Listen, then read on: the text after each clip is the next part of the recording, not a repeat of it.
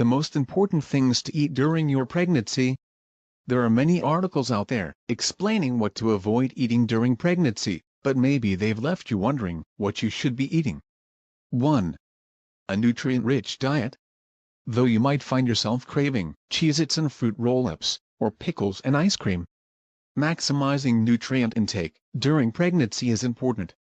In order to make sure you're able to consume all the different nutrients that the body needs not only to sustain your own health but that of your growing baby as well, it's important to ditch the empty calories.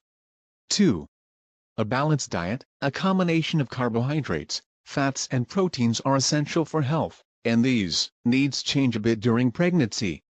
This means an increase in required carb intake as pregnancy progresses, plus a significant increase in protein requirements during the second and third trimester. 3. A varied diet. A study conducted about 15 years ago, but still frequently cited today, claims that the diet of the mother can influence a baby's preferences for certain foods after birth. The assumption is that mothers who eat a highly varied diet during pregnancy and expose their babies to a wide variety of flavor sensations in the womb might give their offspring a head start in terms of their ability to avoid becoming picky eaters. 4. More healthy, not necessarily more. Though pregnant women are eating for 2, this does not in any way mean you should feel compelled to double your food intake. In fact, pregnant women need to add fewer calories to their diets than you probably think. 5. Meat and fish, if you can. Even though it's true that women are advised against eating raw fish during pregnancy, or large predatory fish since they may contain high levels of methylmercury and other contaminants, fish are an important part of a healthy diet. 6. Increase intake of key vitamins and minerals. Even though pregnant women may not need to ramp up their calorie intake right away, they do have an immediate need for increased levels of certain nutrients. These include calcium, copper, folate, iron and zinc. Calcium? If you're not lactose intolerant and this appeals to you, switch out 1 glass of water a day for a glass of milk instead.